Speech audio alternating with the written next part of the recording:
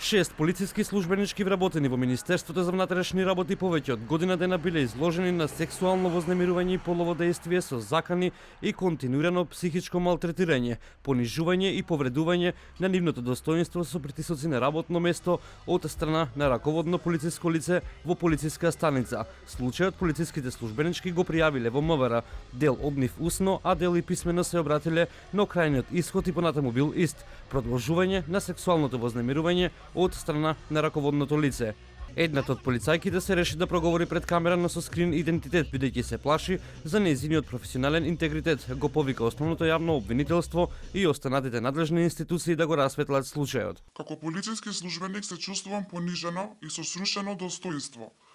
Поради психолошките притисоци и наведувања со поттикнување на обљуба од страна на мојот предпоставен раководител, кој постојано ми се наметнуваше со сексуална конотација, но за мое понижувачко наметнување и неиздржливост од притисоците, се решив да го пријавам малтретирањето.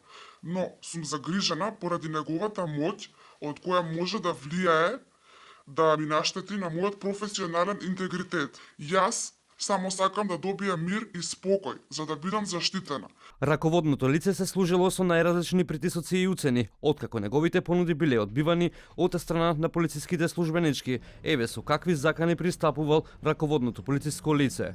Оди си сега, гледам си уплашена, ама знам дека и ти сакаш. И пази за ова што ти го нудам.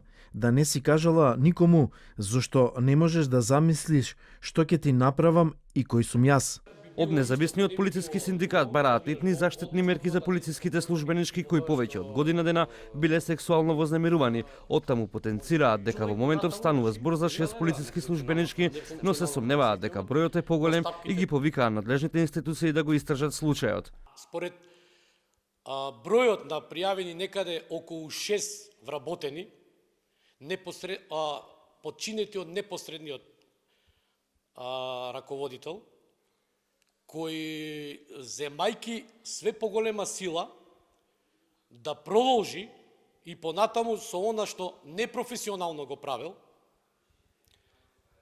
не смее такво нешто во рамките по Министерството на внатрешни работи да биде дозволено. За случајот побаравме став од Министерството за внатрешни работи, а еве што велат од таму. За случајот известени се одделението за крвни и сексуални деликти при СВР Скопје и одделот за внатрешна контрола, криминалистички истраги и професионални стандарди кои веќе превземаат мерки и активности за негово расчистување и строго санкционирање. Веднаш по расчистувањето ќе известиме јавноста. МВР има строга политика околу сексуално вознемирување и го осудува како апсолутно неприфатливо и недозволиво. Македонија е земја потписничка на Истанбулската конвенција, а каков ќе биде исходот од овој случај каде полициски службенички биле сексуално вознемирувани од раководно лице на МВР, останува надлежните да го истражат и расветлат случајот.